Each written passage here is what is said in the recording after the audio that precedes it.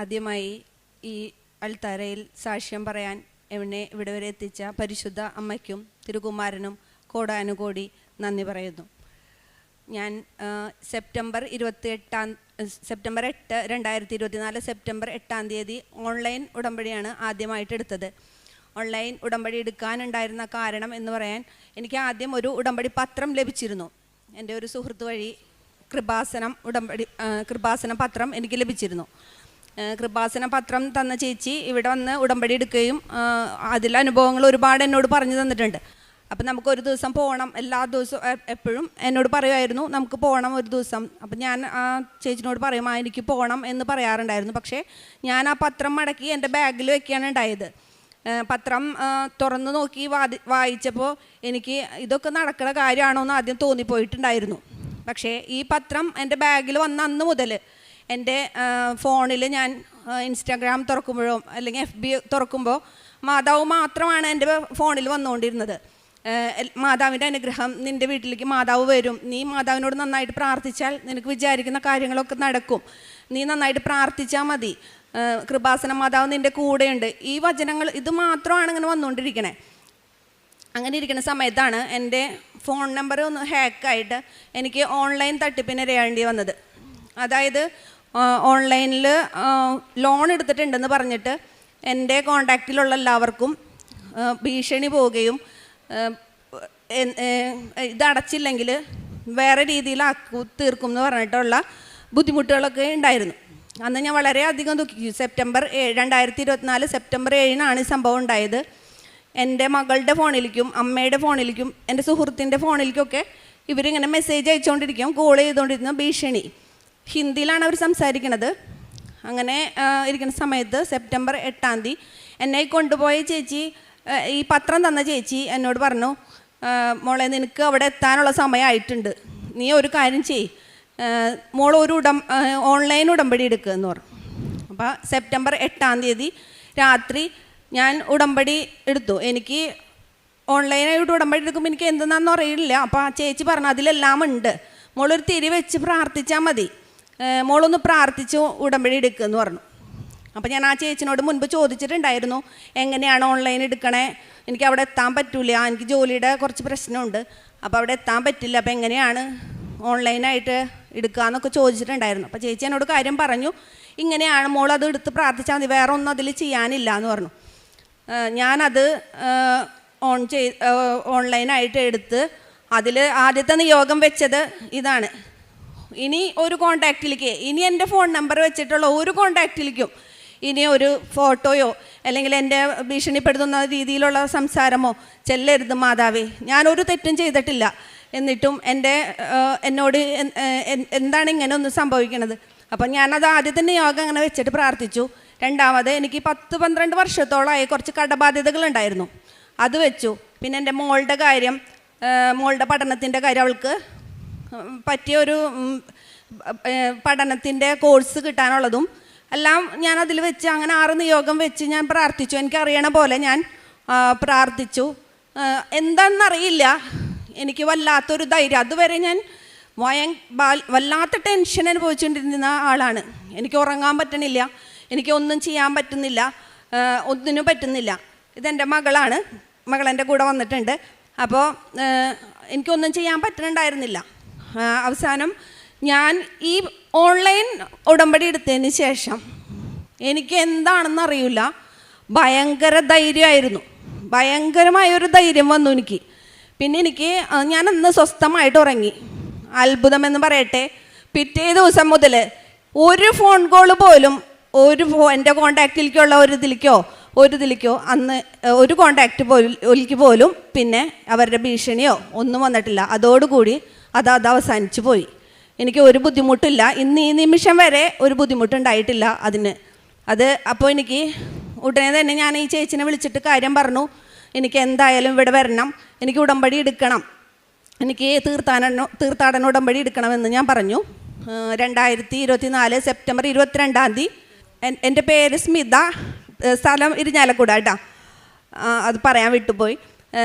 അപ്പോൾ ഞാൻ 2024 സെപ്റ്റംബർ 22 ഇവിടെ നേരിട്ട് വന്ന് തീർത്ഥാടന ഉടമ്പടി എടുത്തു. തീർത്ഥാടന ഉടമ്പടി എടുത്ത് ഇവിടെ നിന്ന് വളരെയധികം സങ്കടത്തോടെയാണ് ഞാൻ ഇവിടെ വന്നത്.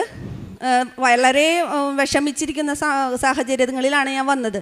കാരണം ഈ ബാധ്യതകൾ ഞാനായിട്ട് വരുത്തി വെച്ചതല്ല, ഭർത്താവ് ഉപേക്ഷിച്ചതാണ് എൻ്റെ. അപ്പോൾ ആൾ മുഖേന കുറച്ച് ബാധ്യതകളും കാര്യങ്ങളൊക്കെ ഉണ്ടായിരുന്നതാണ്. പിന്നെ ബിസിനസ് നടത്തി അതിൽ കുറച്ച് പ്രശ്നങ്ങളൊക്കെ വന്നു. അങ്ങനെ വന്ന ബാധ്യതകളാണ്. അപ്പോൾ എനിക്ക് ഒന്നും ചെയ്യാൻ പറ്റാത്ത അവസ്ഥയാണ്. അപ്പോൾ ആദ്യം ഒരു ബിസിനസ് ചെയ്തു, പിന്നെ അതിൽ കൂടെ വേറൊരു ബിസിനസ് കൂടെ ചെയ്തു വന്നപ്പോൾ എനിക്ക് തന്നെ സ്വയം ഒരു വിചാരം ഉണ്ടായിരുന്നു, ഞാനൊരു വലിയ ആളാണ്, എനിക്ക് സാധിക്കും, ഞാൻ ഭർത്താവില്ലാതെ ഇതുവരെ നിന്നില്ലേ, അപ്പോൾ എനിക്ക് ഇനിയും മുന്നോട്ട് പോകാൻ സാധിക്കും, എല്ലാം എനിക്ക് സ്വയം ചെയ്യാൻ പറ്റും എന്നുള്ളൊരു ധാരണ എനിക്ക് എൻ്റെ ഉള്ളിൽ ഉണ്ടായിരുന്നു. പക്ഷേ ഉടമ്പടി എടുത്തതിന് ശേഷമാണ് നമ്മുടെ കഴിവ് കൊണ്ടല്ല, എല്ലാം ദൈവത്തിൻ്റെ കൃപ കൊണ്ട് മാത്രമേ നമുക്ക് ലഭിക്കുകയുള്ളൂ എന്ന് എനിക്ക് മനസ്സിലായി തുടങ്ങിയത്. അന്ന് മുതൽ എൻ്റെ ജീവിതത്തിൽ ഒരുപാട് മാറ്റങ്ങൾ ഉണ്ടായി തുടങ്ങി. എനിക്ക് ഒരുപാട് ഉടമ്പടിയിൽ 2 നേരം ഞാൻ ഉടമ്പടിയുടെ സമയം കഴിഞ്ഞാലും 90 ദിവസം കഴിഞ്ഞാലും ഞാൻ അതറിയണ പോലുമില്ല. ഞാൻ പ്രാർത്ഥിച്ചുകൊണ്ടേയിരിക്കും, എപ്പോഴും ഞാൻ പ്രാർത്ഥിച്ചുകൊണ്ടിരിക്കും. എനിക്ക് ഒരു ഒഴിവ് സമയം കിട്ടിയാൽ ഞാൻ പ്രാർത്ഥനാ ജീവിതമാണ് എന്നെ ഒരുപാട് മാറ്റി ഇവിടം വരെ എത്തിച്ചത്. എനിക്ക് ഇപ്പോൾ ഞാൻ പറയാൻ പോകുന്ന 2ാമത്തെ സാക്ഷ്യം എൻ്റെ കടബാധ്യത മാറിയതാണ്. ഈ ജൂലൈ 25-ാം തീയതി കഴിഞ്ഞ ദിവസം എൻ്റെ ഒരു ആത്മാർത്ഥ സുഹൃത്ത് എന്നോട് പറഞ്ഞു, എന്തുകൊണ്ട് ഇത് ആദ്യം പറഞ്ഞില്ല, എന്നോട് പറഞ്ഞായിരുന്നെങ്കിൽ ഞാനത് ശരിയാക്കി തരുമായിരുന്നില്ലേ എന്ന് എന്നോട് ചോദിച്ചു. പക്ഷേ 15 ലക്ഷം രൂപയുടെ കടമുണ്ടായിരുന്നു. അത് മാറ്റി തരൂലായിരുന്നു എന്ന് ആൾ ചോദിച്ചു. പക്ഷേ എനിക്ക് ഇപ്പോഴാണ് മനസ്സിലായത്, എൻ്റെ കഴിവ് കൊണ്ടല്ല ദൈവത്തിൻ്റെ കൃപ കൊണ്ടാണെന്ന് പറയാൻ വേണ്ടി, അതിന് സാക്ഷ്യപ്പെടുത്താൻ വേണ്ടിയിട്ടാണ് മാതാവ് ഇത്രയും നാളെന്നെ അത് പറയാതെ ഇവിടം വരെ ഞാനത് മറച്ചു വെച്ച് എൻ്റെ കഴിവുകൊണ്ട് എനിക്ക് ചെയ്യാൻ പറ്റും, ഞാൻ അങ്ങനെ ചെയ്യാൻ പറ്റും, ഇങ്ങനെ ചെയ്യാൻ പറ്റും എന്ന് വിചാരിച്ചിരുന്നത്. പക്ഷേ ഇപ്പോൾ എനിക്ക് മനസ്സിലായി, നമ്മുടെ പ്രാർത്ഥനയിലൂടെയും ദൈവത്തിൻ്റെ ഇടപെടലോടുകൂടി മാത്രമേ നമുക്കെല്ലാം ചെയ്യാൻ കഴിയുള്ളൂ എന്ന്. അപ്പോൾ അതാണ് എൻ്റെ 2ാമത്തെ സാക്ഷ്യം. കടം ഞാൻ വളരെ ദുഃഖത്തിലായിരുന്നു. കടം കടക്കാരിങ്ങനെ ബിസിനസ്സിൻ്റെ ഒരു പ്രശ്നങ്ങൾ വരുമ്പോൾ ഫോണിലിങ്ങനെ വിളിച്ചോണ്ടേയിരിക്കും. നമുക്ക് ജോലി ചെയ്യാൻ പറ്റില്ല, നമുക്ക് തിരിച്ച് പറയാൻ പറ്റില്ല, ഒന്നും ചെയ്യാൻ പറ്റാത്ത അവസ്ഥ. അപ്പോൾ അവർ പറയും, ഇത്രയും കാര്യങ്ങളൊക്കെ നടത്തിക്കൊണ്ട് പോണതല്ലേ, ഞങ്ങളുടെ കാശ് എന്താണ് തരാത്തത്, എന്തുകൊണ്ടാണ് നിങ്ങൾക്ക് തരാൻ പറ്റാത്തത് എന്നൊക്കെ ചോദിച്ച് വളരെയധികം ബുദ്ധിമുട്ടിച്ചു കൊണ്ടിരുന്നു. അപ്പോഴൊക്കെ ഞാൻ പ്രാർത്ഥിച്ചു മാതാവിനെ വിളിക്കും, മാതാവേ ഞാനായിട്ട് വരുത്തി വെച്ചതല്ലല്ലോ ഈ കടങ്ങൾ, എന്നിട്ട് എന്തുകൊണ്ടാണ് എനിക്കിങ്ങനെ ഒരു ഇത് വരണത്, എനിക്ക് മാത്രം എന്താണ് ഇങ്ങനെ ഒരു അവസ്ഥ എന്നൊക്കെ ഞാൻ ഒരുപാട് ചിന്തിച്ചിട്ടുണ്ട്. പിന്നെ നേർച്ച വസ്തുക്കൾ എന്ന് പറഞ്ഞാൽ ഞാൻ കാശുരൂപം എൻ്റെ വളരെയധികം ശക്തിയോടുകൂടിയുള്ള ഒരു ഇതാണ്. ഞാൻ കാശുരൂപം പിടിച്ചിട്ടാണ് ഇപ്പം എൻ്റെ എന്തെങ്കിലും ഉദ്യോഗസ്ഥന്മാരെ കാണാൻ പോകുമ്പോഴോ അല്ലെങ്കിൽ എന്തെങ്കിലും ബുദ്ധിമുട്ടുകളൊക്കെ വരുമ്പോഴോ അല്ലെങ്കിൽ രോഗസൗഖ്യം, ഈ കടബാധയുടെ കാര്യം തന്നെ ഞാൻ സംസാരിച്ചപ്പോൾ എൻ്റെ കയ്യിൽ കാശുരൂപം ഉണ്ടായിരുന്നു. ഞാനത് സംസാരിക്കുന്നതിന് മുമ്പ് 9 പ്രാവശ്യം വിശ്വാസ പ്രമാണം ചൊല്ലിയിട്ടാണ് ഞാൻ ഇയാളോട് ഈ കാര്യം പറഞ്ഞത്. അപ്പോൾ പറഞ്ഞപ്പോൾ തന്നെ എനിക്കത് ശരിയാവുകയും ചെയ്തു. പിന്നെ ഉടമ്പടി ഉപ്പ് എന്ന് പറഞ്ഞു കഴിഞ്ഞാൽ അതിശക്തമായിട്ടാണ് എനിക്ക് തോന്നിയിട്ടുള്ളത്. കാരണം ഞാൻ അതിൻ്റെ ഉപയോഗം രോഗസൗഖ്യങ്ങൾ ഉണ്ടായിട്ടുണ്ട് ഞാൻ വഴി. പിന്നെ ഞാൻ ഉടമ്പടി തൈലം പുരട്ടിയിട്ട് കുറച്ച് പേർക്ക് ബുദ്ധിമുട്ടുകളൊക്കെ മാറിയിട്ടുണ്ട്. അവരിവിടെ വരികയും ഉടമ്പടി എടുക്കുകയും ചെയ്തിട്ടുണ്ട്. 2 പേര്, അതിൽ 2 പേര് ഉടമ്പടി എടുക്കുകയും ചെയ്തിട്ടുണ്ട്. പിന്നെ ഉണ്ടായിരുന്നത് ഒരു സാക്ഷ്യം എൻ്റെ സഹോദരൻ്റെയാണ്. സഹോദരൻ ഇവിടെ എത്തിയിട്ടില്ല. സഹോദരൻ എത്തുമ്പോൾ അപ്പോൾ സാക്ഷ്യം പറയാം. എനിക്ക് ആത്മീയമായിട്ട് വളരാൻ പറ്റിയെന്ന് പറഞ്ഞാൽ ഒരുപാട് മാറ്റങ്ങൾ എനിക്കുണ്ടായി. കാരണം എനിക്ക് പെട്ടെന്ന് തന്നെ ദേഷ്യം വരുന്നൊരു സ്വഭാവമായിരുന്നു. അത് ഈ എല്ലാ പ്രശ്നങ്ങളും കൂടി വരുമ്പോൾ ഞാനത് വീട്ടിലും ഭയങ്കര ദേഷ്യം, അല്ലെങ്കിൽ ആരെങ്കിലും എന്തെങ്കിലും പറയുമ്പോൾ ഞാൻ അത് പെട്ടെന്ന് തന്നെ പ്രതികരിക്കും. ഒരാളുടെ വർത്തമാനം കേട്ട് അത് ശരിയാണോ തെറ്റാണോ എന്നൊന്നും നോക്കാറില്ല. അത് ഞാൻ പോയി പെട്ടെന്ന് തന്നെ മറ്റൊരാളോട് ചോദിച്ച് ദേഷ്യപ്പെട്ട് ഇതാവണ ഒരു സ്വഭാവമായിരുന്നു. ആ സ്വഭാവത്തിലൊക്കെ എനിക്ക് വളരെയധികം മാറ്റങ്ങൾ വന്നു. പ്രാർത്ഥനാ ജീവിതം കിട്ടി. ആത്മീയമായ വളർച്ച എന്ന് പറഞ്ഞാൽ എനിക്ക് തന്നെ സ്വയം ഒരു വിചാരം ഉണ്ടായിരുന്നു, ഞാനൊരു വലിയ ആളാണ്, അങ്ങനത്തെ ഒരു ഈഗോ ഒക്കെ ഉണ്ടായിരുന്ന ആളാണ് ഞാൻ. അതൊക്കെ എനിക്ക് മാറി കിട്ടി. പിന്നെ എൻ്റെ ഏറ്റവും വലിയ സന്തോഷം എൻ്റെ വീട്ടിലും ഇപ്പോൾ ഞാൻ എന്തെങ്കിലും അസുഖം വന്ന് ഞാൻ കിടക്കുകയാണെങ്കിൽ എൻ്റെ അമ്മ പറയും, നീ എന്തിനാണ് കിടക്കണത്, നിൻ്റെ കയ്യിലല്ലേ മാതാവിൻ്റെ തൈലുള്ളത്, നീ അത് പുരട്ടിക്കോ, നിനക്ക് എന്തിനാണ് വിഷമിക്കണേ, നിനക്ക് മാതാവില്ലേ, എപ്പോഴും അങ്ങനെ പറയായിരുന്നു. അപ്പോൾ എൻ്റെ ഏറ്റവും ഈ ജീവിതത്തിൽ എനിക്ക് കിട്ടിയ ഏറ്റവും വലിയ ഭാഗ്യം എന്ന് പറഞ്ഞാൽ എൻ്റെ മാതാവാണ്. എനിക്ക് കാരുണ്യ പ്രവർത്തികളായിട്ട് ഞാൻ ചെയ്യണതെന്ന് വെച്ചാൽ ആശുപത്രികളിൽ സന്ദർശിക്കും. പിന്നെ പൊതിച്ചോറ് ഞാൻ വീട്ടിൽ തന്നെയാണ് ഉണ്ടാക്കുക. ഞാനും മോളും കൂടെ കൊണ്ട് അത് ഞങ്ങൾ തൃശ്ശൂർ ബസ് സ്റ്റാൻഡിൽ ഇങ്ങനെ വഴിയരികിലുള്ളവർക്കൊക്കെ കൊണ്ടുവന്ന് കൊടുക്കും. പിന്നെ അനാഥ മന്ദിരം സന്ദർശിക്കും. അനാഥ മന്ദിരത്തിൽ എനിക്കൊന്നും കൊടുക്കാൻ പറ്റിയില്ലെങ്കിലും ഞാൻ ഞായറാഴ്ചകളിൽ കുറച്ച് നേരം അവിടെ എടുത്ത് പോയിരിക്കും. അവർക്ക് വേണ്ട സാധനങ്ങളൊക്കെ ചെയ്തു കൊടുക്കും. അവരെ കുളിപ്പിക്കണമെങ്കിൽ അങ്ങനെയൊക്കെ ചെയ്തു കൊടുക്കാറുണ്ട്. പിന്നെ ഇപ്പം ആദ്യം മുതലേ തന്നെ ഞാൻ എനിക്ക് ഡ്രസ്സുകളൊക്കെ ഉണ്ടെങ്കിൽ അതൊക്കെ ഞാൻ മറ്റുള്ളവർക്ക് കൊടുക്കുക, എന്നെ കൊണ്ടായ സഹായങ്ങളൊക്കെ ചെയ്തിരുന്ന ഒരു വ്യക്തിയാണ്. ഇപ്പോഴും ഞാനത് തുടർന്നുകൊണ്ട് പോകുന്നു. കൃപാസന പത്രം ആദ്യം എനിക്ക് ഒരു മടിയായിരുന്നു. ദൈവമേ, ഇത് കൊടുക്കുമ്പോൾ ഇനി എങ്ങനെ പ്രതികരിക്കും, എൻ്റെ മാതാവിനെ ഒരു കുറ്റം പറയുമോ. അപ്പോൾ ഇവിടെ ഒരു പ്രാവശ്യം അച്ഛൻ്റെ ടോക്കിൽ കേട്ടു, നിങ്ങൾ കുറ്റം പറയുന്നുണ്ടെങ്കിൽ സന്തോഷിച്ചോ, നിങ്ങൾക്ക് ഒരു അനുഗ്രഹം വരാനിരിക്കുന്നുണ്ടെന്ന്. പിന്നെ അച്ഛൻ പറഞ്ഞു, നിങ്ങൾ ആ കുരിശിലേക്ക് നോക്ക്, നിങ്ങൾ എന്തിൻ്റെ നാണം കെടുന്ന കുരിശിലേക്ക് നോക്ക്, കുരിശിൽ കിടക്കണ ഈശോനെ നോക്കുമ്പോൾ നിങ്ങൾക്ക് ഒരു നാണക്കേടും നിങ്ങൾക്ക് തോന്നാൻ ഇതില്ല പറഞ്ഞു. അതിനുശേഷം എനിക്ക് ഭയങ്കര ധൈര്യമാണ്. ഞാൻ ഏത് സഭയിലും ബസ് സ്റ്റാൻഡിലും ഓട്ടോറിക്ഷ സ്റ്റാൻഡിലും എല്ലാവിടെയും കൊടുക്കുക മാത്രമല്ല, ഞാൻ എൻ്റെ അനുഭവം പറഞ്ഞാണ് കൊടുക്കുന്നത്. അതുകൂടാതെ വചനം ഓരോ ഇതിലും പത്രത്തിൽ ഞാൻ ഓരോ വചനം എഴുതി ഒട്ടിക്കും. ആ വചനം എഴുതി ഒട്ടിച്ചിട്ടാണ് ഞാനിത് കൊടുക്കുന്നത്. ഞാനൊരു ഹിന്ദു ആയതുകൊണ്ട് എനിക്ക് പേടിയൊക്കെ ഉണ്ടായിരുന്നു ആദ്യം. പിന്നെ എല്ലാവരും ഞാൻ ഫോണിൽ സ്റ്റാറ്റസ് ഇടുമ്പോഴൊക്കെ എല്ലാവരും എന്നോട് ചോദിക്കും, നീ എന്താണ് ഇങ്ങനെ ചെയ്യണത്, ഇങ്ങനെ ഇതൊരു. അപ്പോൾ ഒരു ദിവസം ഒരു സ്റ്റാറ്റസ് ഇട്ടിട്ട് ആരെങ്കിലും ഒരാളെന്നോട് എന്തെങ്കിലും ഒരു കാര്യം ചോദിച്ചാൽ ഞാൻ ഭയങ്കര ഹാപ്പിയാണ്. കാരണം അപ്പം തുടങ്ങും ഞാൻ ആദ്യം തുടങ്ങി എനിക്ക് ഉണ്ടായ അനുഭവങ്ങൾ പറയൽ. അപ്പോൾ അങ്ങനെ പറഞ്ഞപ്പോൾ എൻ്റെ കൂടെ എന്നാൽ നിൻ്റെ കൂടെ ഞങ്ങളും വരണം, ഞങ്ങൾക്കും പ്രാർത്ഥിക്കണം, ഇതെങ്ങനെയാണ് ഉടമ്പടി എടുക്കണതെന്നൊക്കെ അവരും ചോദിക്കും. അപ്പോൾ ഞാൻ പറഞ്ഞ എൻ്റെ ജീവിതത്തിലുണ്ടായ മാറ്റങ്ങൾ ഞാൻ അവരോട് പറഞ്ഞിട്ടാണ് പറയാറുള്ളത്. അപ്പോൾ അവർക്കും ഭയങ്കര വിശ്വാസം ആണ്. അമ്മ മാതാവിൻ്റെ ജീവിതം എനിക്ക് മരണം വരെ ഈ ഉടമ്പടി ജീവിതം തുടർന്നു കൊണ്ട് പോകണമെന്ന് തന്നെയാണ് എൻ്റെ ആഗ്രഹം.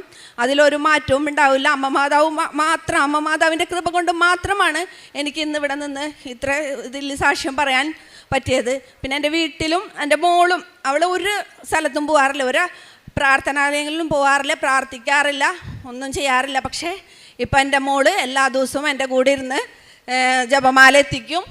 എന്നെക്കാൾ ഉച്ചത്തിലാണ് അവൾ ജപമാല ചൊല്ല. അവൾ ജപമാല എത്തിക്കും, ബൈബിൾ വായിക്കുന്നത് കേട്ടിരിക്കും. കഴിഞ്ഞ ദിവസം എനിക്ക് കിട്ടിയത് യേശുവിനെ ക്രൂശിക്കേണ്ടതിൻ്റെ വചനമാണ് കിട്ടിയത്. അവളിരുന്ന് വായിച്ചിട്ട് ഇവൾ ബാക്കിൽ നിന്നിട്ട് പറയണേ, എന്തൊരു കഷ്ടമാണല്ലോ അമ്മേ, ഇത്രയും സഹനം നമുക്ക് വേണ്ടി സഹിച്ച്, നമ്മുടെ സഹനമൊക്കെ എന്ത് സഹനം എന്ന് അവൾ എന്നോട് പറഞ്ഞു. ഇപ്പോൾ എനിക്ക് മനസ്സിലായി ദൈവത്തിൻ്റെ സ്നേഹം എന്താണെന്ന് മനസ്സിലായി. പരിശുദ്ധ അമ്മ എൻ്റെ കൂടെയുണ്ട്, എപ്പോഴും ഉണ്ടാകുമെന്ന് തന്നെ ഞാൻ വിശ്വസിക്കുന്നു. ഇത്രയും പറഞ്ഞ് ഞാൻ എൻ്റെ സാക്ഷ്യം അവസാനിപ്പിക്കുന്നു. ഈശോയ്ക്ക് ഒരുപാട് നന്ദി. യെശയ്യാ 12:14 കർത്താവിന് നന്ദി പറയുവിൻ, അവിടുത്തെ നാമം വിളിച്ചപേക്ഷിക്കുവിൻ, ജനതകളുടെ ഇടയിൽ അവിടുത്തെ പ്രവൃത്തികൾ വിളംബരം ചെയ്യുവിൻ, അവിടുത്തെ നാമം ഉന്നതമാണെന്ന് ഉദ്ഘോഷിക്കുവിൻ. മകൾ പറയുന്നുണ്ട്, 9 വിശ്വാസ പ്രമാണം ചൊല്ലിയിട്ടാണ് ഞാൻ ആ വ്യക്തിയോട് ഈ വിഷയം പറയുന്നത് എന്ന് വെച്ചാൽ, അമ്മ മാതാവിൻ്റെ ഉടമ്പടിയിൽ പൂർണ്ണമായി ശരണപ്പെട്ട് അമ്മയുടെ കരങ്ങളിൽ ആ വിഷയം ഏൽപ്പിച്ച് ഞാൻ സംസാരിക്കുമ്പോൾ ഞാനല്ല, എൻ്റെ അതിരത്തിലൂടെ അമ്മയുടെ ചൈതന്യമുള്ള വാക്കുകൾ ആ വ്യക്തിയെ സ്വാധീനിക്കുവാനും എന്നെ സഹായിക്കുവാനും കൂട്ടുണ്ടാകണമെന്ന് ആഗ്രഹിച്ചാണ് ഞാൻ അമ്മയെ ഉടമപ്പെടുത്തി ആ വിഷയം അവതരിപ്പിക്കുകയും ഞാൻ പോലും അത്ഭുതപ്പെടുന്ന വിധം, ഞാൻ പോലും ഇന്നും ഇതെങ്ങനെ ഒരു നിമിഷം കൊണ്ട് സംഭവിച്ചുവെന്ന് ഓർക്കും വിധം എൻ്റെ പ്രശ്നം മുഴുവനും പരിഹരിച്ച് എൻ്റെ അമ്മ മാതാവ് എന്നെ ഇന്ന് സുരക്ഷിതയാക്കി, സന്തോഷവതിയാക്കി, അമ്മയുടെ പ്രേക്ഷിതയാക്കി. എല്ലാവരോടും അമ്മ മാതാവിനെക്കുറിച്ച് പറയുവാൻ, ഈശോയുടെ സ്നേഹത്തെക്കുറിച്ച് പറയുവാൻ, ഈശോ നമ്മളെ ചേർത്ത് പിടിച്ചാൽ അതിലും വലിയ സംരക്ഷണം മറ്റൊന്നുമില്ല, മറ്റാർക്കും തരാനാവില്ല എന്ന് ബോധ്യത്തോടു കൂടി പറയുവാൻ എന്നെ സഹായിച്ചത്. അതിൻ്റെ സാക്ഷ്യമാണ് ഈ അൾത്താരയിൽ ഈ മകൾ പറഞ്ഞത്. മകൾ പറയുന്നുണ്ട്, എൻ്റെ സ്റ്റാറ്റസ് കണ്ട് ആരെങ്കിലും വിളിച്ചാൽ ഞാൻ വളരെ ഹാപ്പിയായി. കാരണം ഞാനൊരു അക്രൈസ്തവ മകളാണ്. ഒരാളെന്നെ വിളിക്കുമ്പോൾ എനിക്കത് വചനം പറയുവാൻ, സുവിശേഷ പ്രഘോഷണം നടത്തുവാൻ, എൻ്റെ ജീവിതാനുഭവങ്ങളെ പങ്കുവയ്ക്കുവാൻ, അമ്മയെക്കുറിച്ച് ഓർമ്മപ്പെടുത്തുവാൻ എനിക്കതൊരവസരമാണ്. അതുകൊണ്ട് പലരും എന്നോടൊപ്പം പ്രാർത്ഥനയിൽ ചേരുന്നു, അമ്മയുടെ അരികിലേക്ക് അണഞ്ഞുകൊണ്ട് പ്രാർത്ഥിക്കുന്നു, ഉടമ്പടിയെടുത്ത് ജീവിക്കുന്നുവെന്ന. പ്രിയമുള്ളവരെ, ഉടമ്പടിയെടുത്ത് ഓരോരുത്തരും പ്രേക്ഷിതരാണ്. ദൈവത്തെ മറ്റുള്ളവർക്ക് ചൂണ്ടിക്കാണിച്ചു കൊടുക്കുവാൻ, ചഞ്ചലപ്പെട്ട് നിൽക്കുന്ന വിശ്വാസങ്ങളെ ആഴപ്പെടുത്തുവാൻ, വല്ലാതെ ക്ലേശത്തിലും കഷ്ടത്തിലുമായിരിക്കുന്നവർക്ക് ഉറപ്പ് കൊടുത്തുകൊണ്ട് വരിക, നമുക്കൊരിടമുണ്ട്, അത് നമ്മളെ കൈവിടാത്തിടമാണ്, കാത്തുകൊണ്ട് പരിപാലിക്കുകയും നമ്മുടെ ജീവിതത്തിൻ്റെ ഏതൊരു പ്രശ്നത്തെയും ഏറ്റെടുത്തുകൊണ്ട്, ഏത് ദുരന്തത്തെയും ഏറ്റെടുത്തുകൊണ്ട് പരിഹരിക്കുവാൻ ഈശോയോട് ഒരമ്മ കൈകൂപ്പുന്നിടമാണ്. അതുകൊണ്ട് അനുഗ്രഹിക്കുവാൻ നമുക്കൊരിടമുണ്ട്. നമ്മുടെ ഭാരങ്ങൾ, ദുഃഖങ്ങൾ, തകർച്ചകൾ, ഇല്ലായ്മകൾ മുഴുവൻ ഏറ്റെടുത്ത് അമ്മ കൂടെ നിന്ന് നമ്മുടെ ജീവിതത്തെ സുരക്ഷിതമാക്കുമെന്ന. നമ്മുടെ ജീവിതാനുഭവങ്ങളെ, ക്ലേശങ്ങളെ, ദുഃഖങ്ങളെ അമ്മയുടെ കരങ്ങളിലേക്ക് ഏൽപ്പിച്ചു കൊടുക്കാം. ഈ കുടുംബത്തിൽ ലഭിച്ച ഈ നന്മകൾക്കും അനുഗ്രഹങ്ങൾക്കും അമ്മ മാതാവിനും തിരുക്കുമാരനും നന്ദി പറഞ്ഞുകൊണ്ട്